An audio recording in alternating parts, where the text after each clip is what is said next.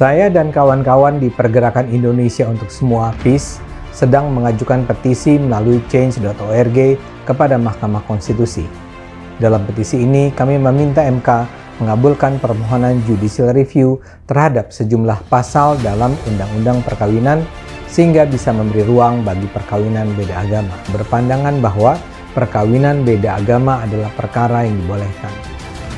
Bagi mereka yang menganggap pernikahan beda agama dilarang sesuai keyakinannya, mereka dapat memilih untuk tidak menikah beda agama.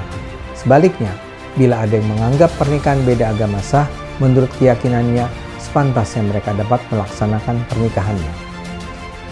Dengan solusi itu, perkawinan dan pencatatan perkawinan beda agama tetap dianggap sah di mata hukum tanpa dibedakan dengan pasangan perkawinan seiman. Bagaimana hukumnya bila seorang laki-laki menikahi Nasrani, maksudnya perempuan non-muslim? Apakah perkawinannya sah? Apakah dia melakukan hubungan tidak atau berzina? Baik. Bagaimana dengan Nabi Nuh, Nabi Lut dan Asia, istrinya Fir'aun? Baik. Mari kita lihat, ini pertanyaan bagus sekali dan dikomparasikan dengan kisah yang berbeda dan kias yang berbeda. Pertama, larangan menikah beda agama itu jelas sekali. Quran surah kedua Al-Baqarah ayat 221, posisi paling kanan sebelah atas. Quran surah kedua Al-Baqarah ayat 221. Oke, wala tankihul musyrikati hatta yu'min wala amatun mu'minatun khairum min musyrikati walau a'jabatkum. Wala tunkihul musyrikina hatta yu'minu wala 'abdun mu'minun khairum min musyriki walau a'jabakum. Ulaika yad'una ila an-nar. Ulaika yad'una ila an-nar. Allahu Akbar. Wala tankihul musyrikat, jelas, dan jangan pernah nikahi perempuan yang musyrik. Jadi nggak boleh laki-laki muslim menikah dengan perempuan yang musyrik, itu nggak boleh, haram hukumnya. Laknya nahyi di situ. Ya. Bapak Ibu sekalian, mana yang musyrik itu apa musyrik? Menyekutukan Allah kan? Ya, menyekutukan Allah. Ya, bagaimana dengan orang yang mengatakan Tuhan itu ada bapaknya, ada anaknya, kan?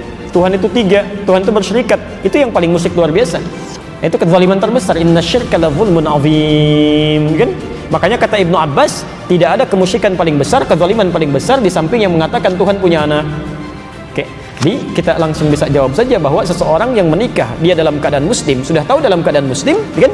Kemudian dia menikahi hal yang dilarang di Quran, maka hukumnya maksiat. Di pernikahannya dipandang sebagai pernikahan yang maksiat, hubungannya masuk dalam kategori zina sepanjang dia tidak bertobat dan kembali kepada Allah Subhanahu wa taala. Dan fasakh hukumnya, kalau diketahui dia harus dipisahkan. Ya. Kalau perempuan, hati-hati. Bahasa Qur'annya wala tunkihu, jangan dinikahkan. Artinya kalau ada anak perempuan menikah dengan non-muslim, kemudian terjadi pernikahan, bahkan bapaknya yang menikahkan, misal, atau ridha saja, itu bukan cuma anaknya yang dosa, orang tuanya ikut dosa. Ikut dosa. Karena beban dari perempuan itu yang menikahkan walinya. Jelas ya? Itu walinya, hati-hati ya, hati-hati. Adapun kasus dengan Nabi Nuh itu berbeda, lain halnya. Ya, beda. Anda harus bedakan antara muslim dengan muslimah yang bermaksiat. Lain gitu kan? Ya. Nabi Nuh dalam keadaan muslim, dia berislam dengan baik, dalam keadaan sebelumnya sudah berumah tangga. Ya, diangkat mendapat hidayah, diangkat ditetapkan sebagai seorang rasul. Ya, sama. Nabi Muhammad SAW itu kan hanif sebelumnya. Khadijah juga demikian. Ketika Nabi Muhammad diangkat sebagai seorang rasul, ditetapkan ngajak istrinya kan berdakwah. Itu sudah berumah tangga, sudah hanif sebelumnya. Maka diajak mau ikut. Nabi Ibrahim ketika menemukan Allah, tadinya kan mencari, lihat matahari, lihat bulan, lihat sana sini gitu kan, sampai menemukan Allah, diajak istrinya beriman. Nabi Nuh juga dalam keadaan demikian, mendapatkan risalah, beriman, diajak istrinya. Ya? Ketika tidak mau dia beriman, bahkan anaknya tidak mau, Quran turun mengatakan innahu laisa min ahlik, dia bukan keluargamu. Selesai. Pisah di situ. Tapi berarti dakwah berjalan. Ya. Sama dengan Asia kan? Asia dengan Fir'aun sudah berumah tangga sebelumnya. Ya, ketika Musa diutus didakwahi, Asianya beriman, Fir'aunnya tidak. Ya kan? Cuma dia menyembunyikan imannya untuk berdakwah kan? Dia ajak dan sebagainya. Ya, itu poinnya. Itu poinnya.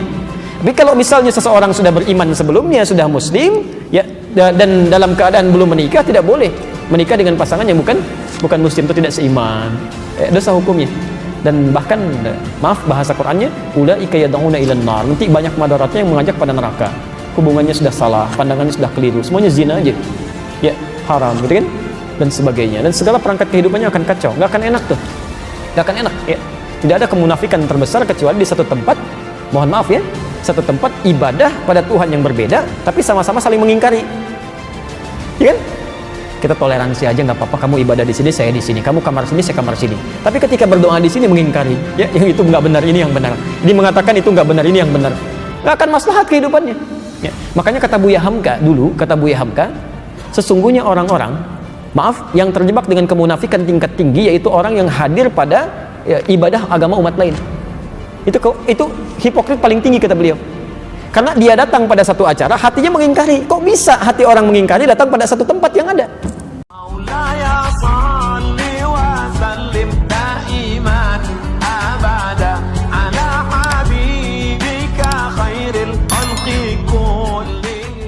Ade Armando minta MK kabulkan pengesahan nikah beda agama.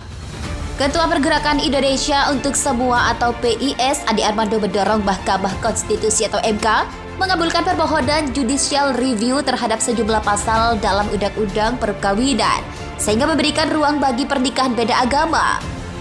Perubahan itu dinilai diperlukan agar tidak ada lagi warga yang terpaksa mengubah agamanya demi bisa menikah dengan kekasihnya. PIS percaya setiap organ berhak untuk menikahi siapapun yang dicintainya tanpa harus mengorbankan agama yang diyakininya.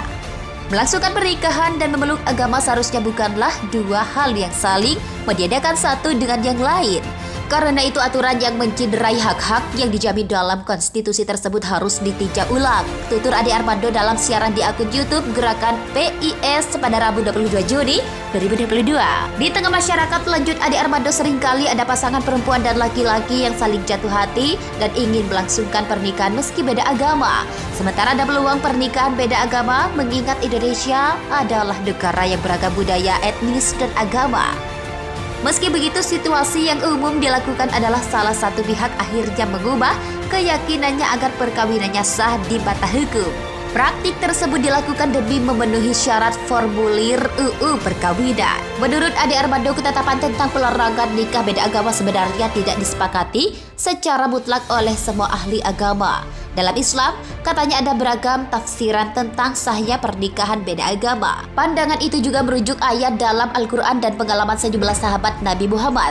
Sebab hal tersebut adalah soal interpretasi, lanjut Ade, sudah selayaknya UU Perkawinan mengakomodasi pasangan yang berpandangan bahwa perkawinan beda agama adalah perkara yang dibolehkan bagi yang menganggap pernikahan beda agama dilarang sesuai keyakinan.